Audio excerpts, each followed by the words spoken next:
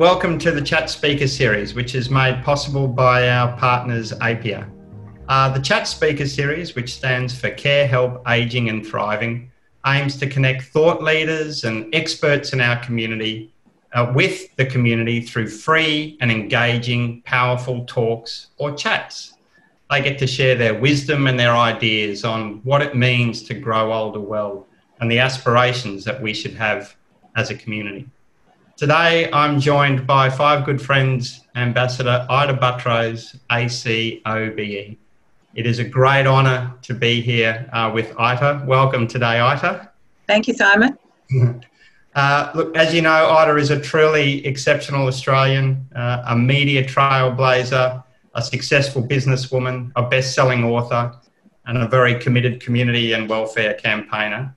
In 2019, she was awarded one of our country's highest honours in a Companion of the Order of Australia for her leadership in media, in arts, in health, and also for her being a role model to the community. So it truly is a great honour. I'd love to start just with a fairly broad question. But before doing that, I'd like to give those people who are going to be watching just a little bit of context so they understand where the question's coming from. And in doing that, we, as having Ita as an ambassador and really a mentor to the business, we would regularly have chats to her, update her on the business, talk about the challenges that we were facing.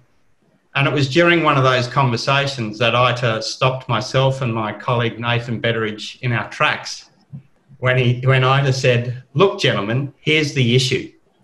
While many of us have a plan to retire, few of us have a plan to grow older well." And that was an incredible insight. It caused us to really stop and reconsider even our role in the community.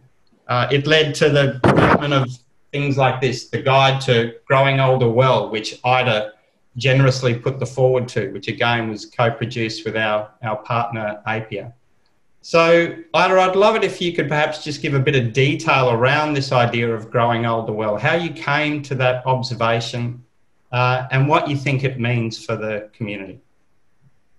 Well, I'm growing older myself, as we all are. So I think that focuses your attention on the future.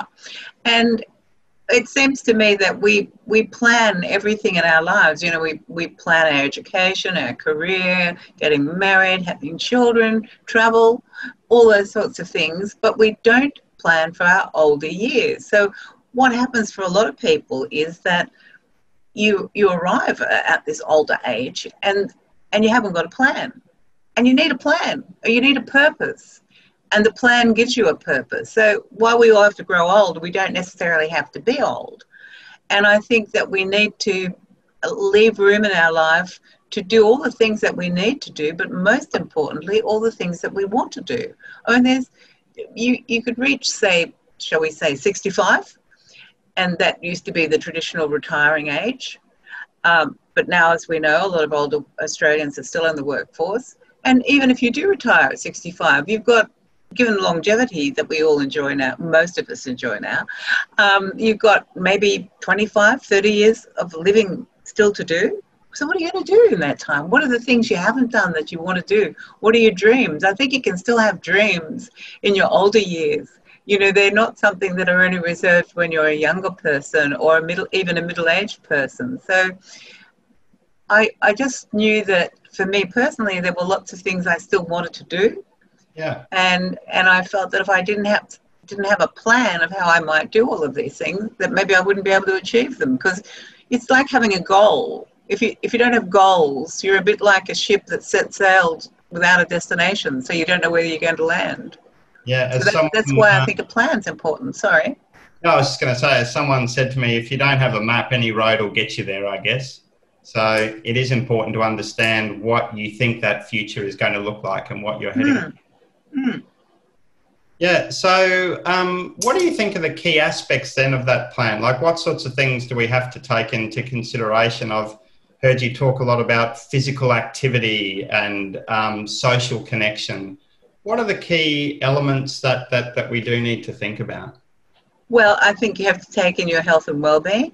You have to take in how you live, what sort of a lifestyle you follow, physical and mental activity. So not just not just walking, which is which is a good exercise for all of us and very easy to do, but mentally challenge the brain as well. And yes, and that's not just doing crosswords. Really, it could be taking up something new, something you haven't ever done before. The brain really benefits from challenges that it hasn't encountered before. And you know, age is no barrier to learning. You know, don't believe the myths. I mean, we older people can still learn, still change our ways. You can go to university, you can do a course. There's all sorts of options. What are some of the things you never got around to doing? That's what you can do in your older years. I think you've got to have a social life. That doesn't mean you have to go to a party every day, but you need to be connected with others. Human beings are not meant to live alone. And we can see through the COVID lockdown how that isolation that has been forced on all of us has been detrimental to some of the well-being and the mental health well-being to many Australians. So that just reminds us of the need to have social activity. So when things return to normal, as they will eventually, you might think, well, is there some sort of voluntary work that I can do? Charities are always looking for volunteers, and that's a very fulfilling thing to do, and it's quite enjoyable, and it's how you meet new people. And I've often said, you know, a library is a great place to meet new people and make new friends, and there's always a book or something going on in the library that you can talk about. So it's a number of factors, but it all goes to the well-being and the roundness of the person.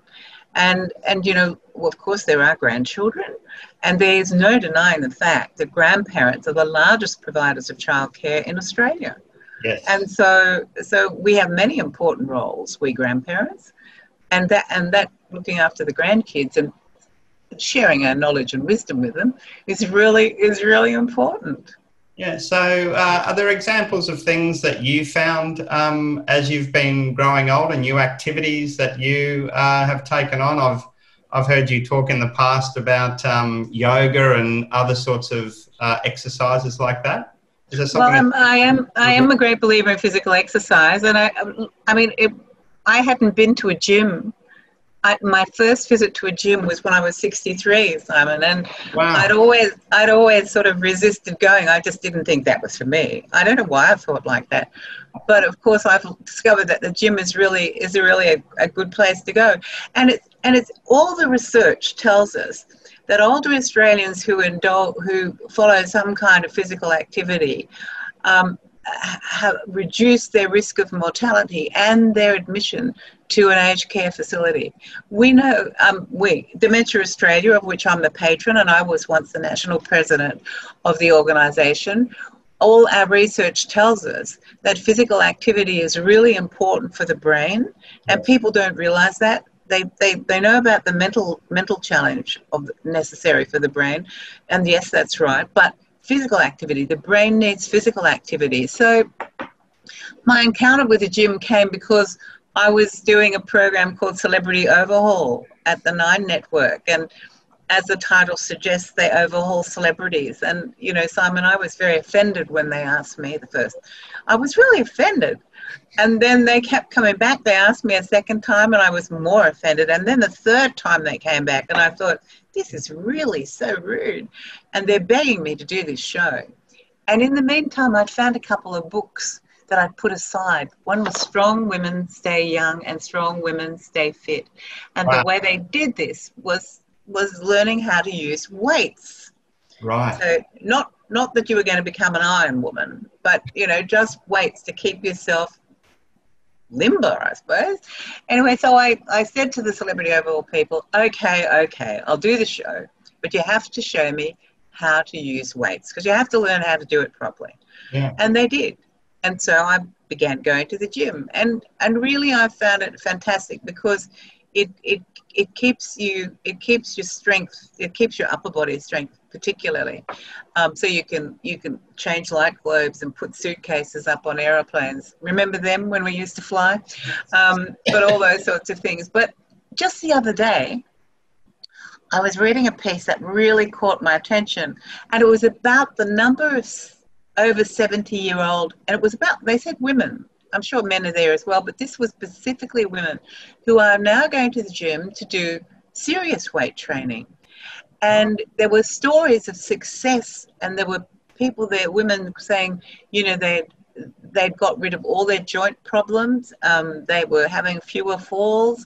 They were so positive, and I started thinking, I wonder if I should try that. So I'm just going to have a look at that. But what I do is Pilates. I do Pilates twice a week, and I really like that because it's a lot of stretching, which we need because our bodies, as we get older. I don't want to deter you from getting older, Simon, but as you get older, your bodies do seize up a little bit, especially in the colder weather, and Pilates helps you become more supple, and really importantly, it's very good for balance. Okay. And again, as we get older, falls are common. I think it's something like by the time we're 65, 1 in 3 of us will have had a fall. So it's quite common. And doctors do say to you about, you know, watch out, don't have a fall, that sort of thing. But they really don't talk to, well, they haven't in my experience, they don't talk too much about balance, about working to improve your balance. And at Pilates, and I go to one run by physiotherapists, so they're across body issues, you can say to them, I'm concerned about my balance, and they will give you specific exercises. And I think that's a really important thing for older Australians, men and women, to observe and practice and improve our balance, because we can, and I've certainly improved mine. I have had a couple of falls, and I was trying to explain it. I was speaking about it at an aged care conference, and I said it's a really weird feeling because it's not like when you're younger and you sort of trip and you recover your balance. It's like you lose your balance and you have no say in it. You just fall and you think, gosh, what happened to me? What happened then? And I thought, well, that's that. There's something, clearly I have to go and do something about this. So that's why I do Pilates, and I'm working on my balance. So I do exercise. I've got a balcony here in my apartment, and I go out and I hold on. You can't be stupid when you're doing these sorts of things. and I stand on one foot, and then I raise the other foot, and then I stand on that foot, and I raise the other foot, and I really work at it. And I know that I have improved my balance. So it is possible. That's fantastic. You've touched on so many points there, and I guess getting back to your, the introduction that I made about having a plan for growing older well, but it's also the advice, like just simple things like balance. And I have read too that I think falls are one of the greatest impacts on the health system because of the care and the rehab, but also the need to understand perhaps why a fall has happened. Have you found other great resources or people who are sharing advice on growing older, and where can we get this information from? It sounds to me like you've had to mine it almost. Well, I think you do. I think of one thing we've learned through the coronavirus epidemic, and it really has to be said, is that we don't really value older people well enough in Australia. I mean, there is no getting away from it. And I did chat with one of the commissioners at the Royal Aged Care Commission. She came to see me about my role in various ageing organisations and Dementia Australia in particular. Yeah. And you know, we talked about this need to value older people better than we do. And sometimes when my producer friends pitch an idea to a newspaper or a magazine about something an older person is doing, one of them said to me that she got the response, "Oh no, we're not interested in them. We're only interested in younger people." Now, I mean, I love younger people. We that goes without saying. But there's lots of older people doing really interesting things, and I think they deserve a mention as well. So, I think the first thing we need to do in Australia is value older people better than we do, and then I think we need to look at how we do resource them. Now, there's a lot of reporting going on at the moment because the Royal Aged Care Commission are starting to release some research. And one of the things I noticed this morning was that someone had said that perhaps we need a Medicare levy for a universal aged care plan, because growing older sometimes requires money. Yes. And we need more programs. Now, some councils do run active senior classes and so on, but I don't think there's enough of it. It's all a bit few and far between. So I think there needs to be a concerted look at how we help older Australians live life to the fullest. Yeah. In that 30-year time frame that I think you have, from say if it's 65 or 60, wherever. And how do we do it, and how do we make sure they're exercising and doing things? See, I think a lot of us say, oh well, I'm getting older, you know, maybe my vision is not too good, but I'm getting older, it's just normal. Oh, I forget things, maybe I'm getting older, it's normal. No, none of these things are normal. None of these things are normal. If your eyes are playing up, you should go and get them checked. Yeah. If you think you've got a memory problem, you should go and get it checked. You know, it might be something else completely. It mightn't be Alzheimer's disease. That's what everybody fears. But it might just be some other health problem. So, you know, even older people need to take more responsibility for themselves as well. Yeah, that's a wonderful point. And you sort of started to touch on this, and I've heard you talk about this in the past as well, is the idea of accepting that it might be time to have a little bit of help. And, you know, amongst your many achievements, you have a doctorate from Macquarie University, and you put us onto a wonderful study that they put together where they actually looked at the impacts of help in the home and home care. And from memory, they found that for every extra hour of help you get into the home, you can reduce the likelihood of entering residential aged care by around 6%. Absolutely. I remember when I found that, and I was so excited to share it with you. But, you know, I think we're so fiercely independent, older people. Right. And the one thing you never want to let your children know is that maybe you're getting older. I mean, you know, you want to hide this. You know, you're just the same as you ever were, and you know in your heart it's not true, but you're not going to admit it. So I think sometimes we're bad, we older people, for admitting that, hey, yeah, maybe I do need some help. Maybe I do need some help with the shopping, or maybe I do need some help with transport, or, you know, maybe I need some help with the housework. It's okay. I think we just got to accept that it's okay, that maybe all the things we used to do, and maybe the way we used to clean the bathroom and scrub the floor and all those sorts of things were brilliant. But it doesn't matter now. We know how to do it. But if we need a helping hand now, then I think you ask for it, because I think the research is really significant. For every hour of help you get in the home, your likelihood of going into an aged care facility reduces by 6%. I mean, that's a very good choice. And it's, you know, think about it. Sometimes I say to the dog, God, I wish you could make a cup of tea. Because you think, I wouldn't mind staying in bed this morning for a bit and reading a book or something. If only the dog could bring me a cup of tea in bed, life would be good. Ida, I guess it was one of the ideas that inspired our name, but, you know, in general, growing older is not something we face alone. There's a family, loved ones around us who do want to support us. But in that instant, and I've heard you talk a lot about how you cared for your father, how do you encourage your parents or the people that you love who are growing older to maybe accept the fact that they will need a little bit of help in the home, or that now is the right time? Because we see it so often that dynamic and that conversation in the family is sometimes what's actually stilting even the idea to get a plan, that no one really wants to talk about it. Do you have tips? Yeah, I think it goes back to that fear of losing your independence. But yes, I did look after Dad, and he had vascular dementia, which is the second most common dementia after Alzheimer's disease. And he hid it really well from us. And then one day he couldn't hide it anymore. You know, one day it was apparent that all was not well. But he still resisted it. And when I finally said to him, you know, we're going to have to put some carers in to help you from time to time, he was a bit reluctant. And then one day, I got him to see my point of view, but I was the supervisor, so I was always there, and he could always ring me, and, you know, I would drop everything if he had a problem. And one day the agency we used changed the carer. And a new carer arrived at the front door, and Dad let her in, but he didn't like her. So and there's no reason for him not liking her, he just didn't like her.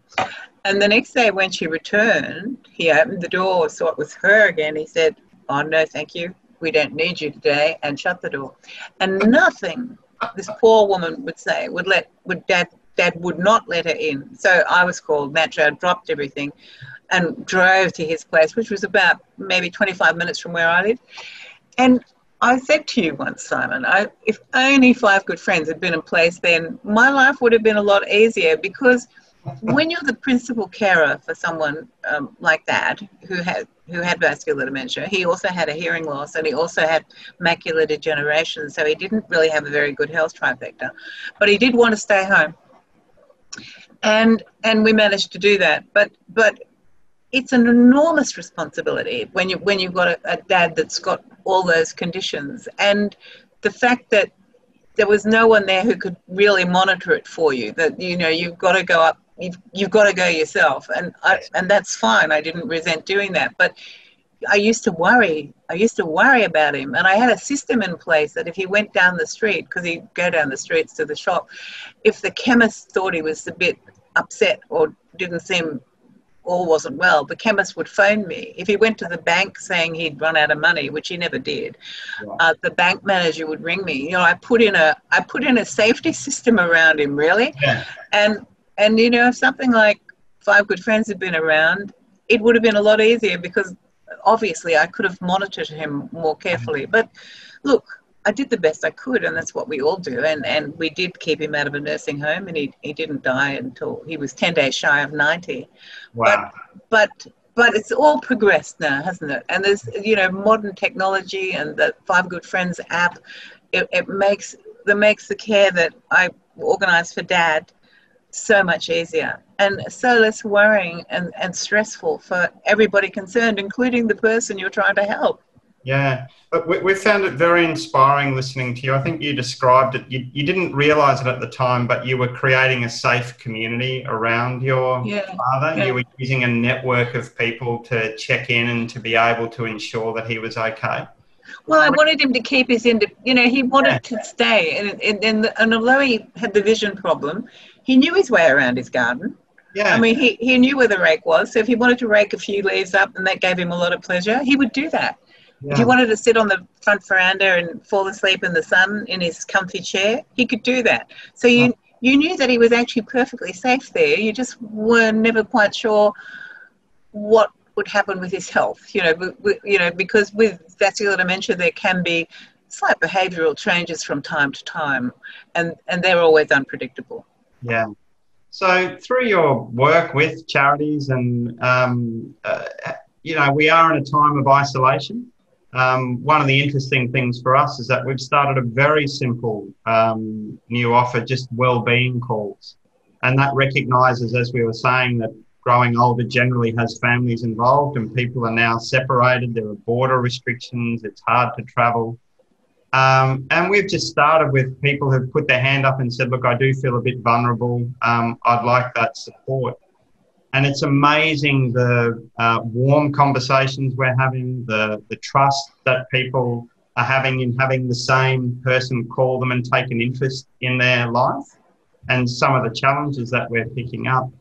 Have you seen any other re-establishment, in a weird way, I guess, of community through COVID, through the challenges that we are facing now, and some other inspiring ideas in how we are starting to more respectfully deal with supporting those in our community who are growing older? Well, I think unintentionally, COVID-19 has actually helped reduce the stigma that goes with anyone that's got a mental illness like anxiety or depression, which is far more prevalent at the moment because of the change. The way we live has changed so dramatically.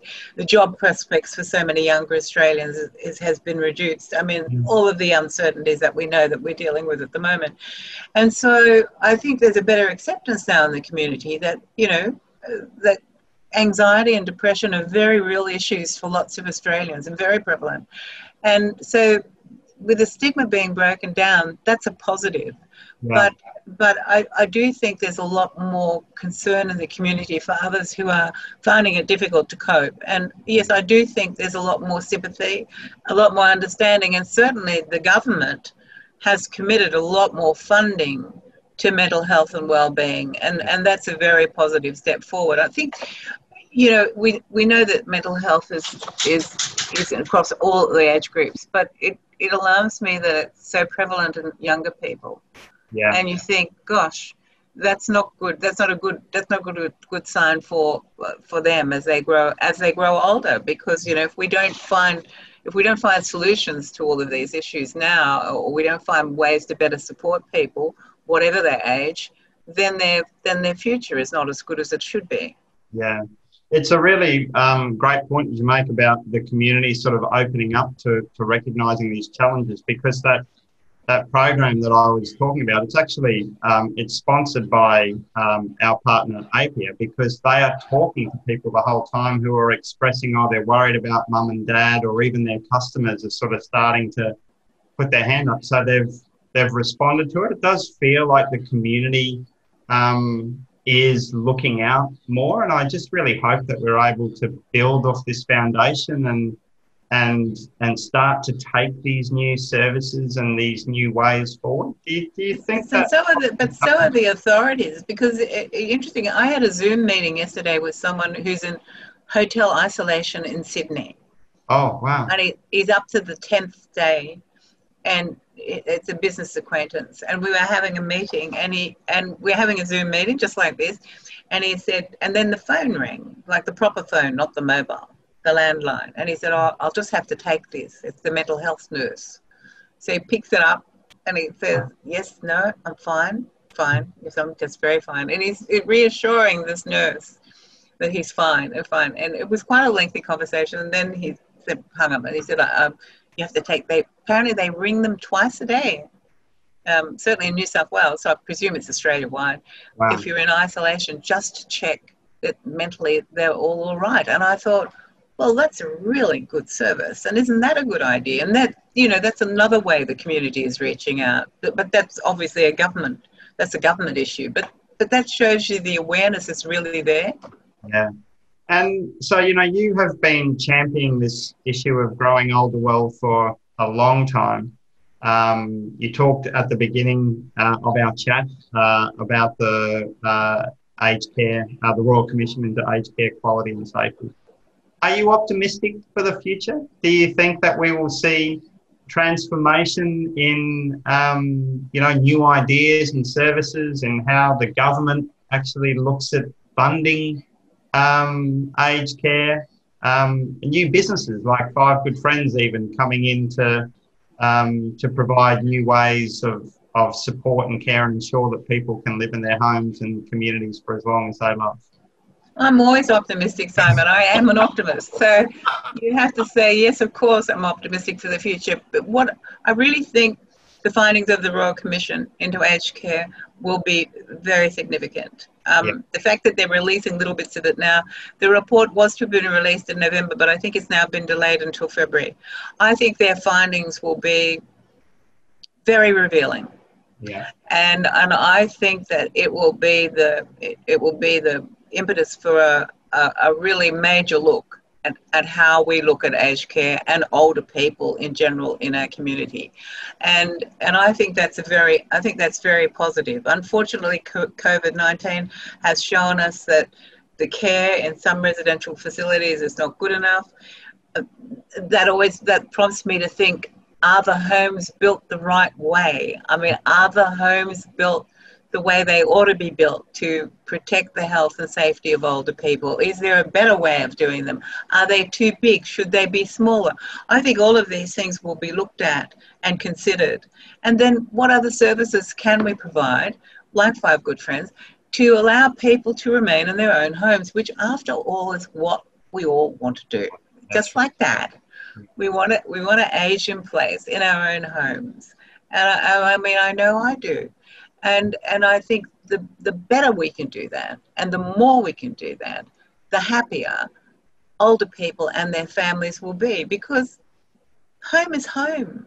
and that's just the way it is. Sometimes, as we all know, health issues mean that somebody does have to go into care, but that doesn't mean that it shouldn't be a really positive experience. And so we need to make sure that it is a positive experience, that all our citizens are valued really well. Ida, I think that is a very beautiful and powerful and succinct point to end our little chat today. I always find such great insights and wisdom from you. As I said at the opening, you absolutely stopped us in our track with this idea of growing older well, and really what our role in the community is to guide people toward that. If toward the end they need help and support in the home, that's a great thing. But we really should be having this higher level conversation, which is how you described it with the Australian public. And just so grateful that you shared that idea with us, and we will keep prosecuting that on your behalf as well. So thank you very, very much for taking time out of your incredibly busy schedule to have, and this is our first online chat. It is too. Yes, we've done some in Queensland and down in New South Wales, but this is our first online one, and I think we've cracked the code. I think we've got a much better way of doing it, actually. Oh, I think we might have created a monster, Simon. Who knows where we'll go with this? Well, thanks again, Ida. We're incredibly grateful, and we hope you stay safe and well, and just admire you for all the work that you do. Thank you. Thank you, Simon. Thank you.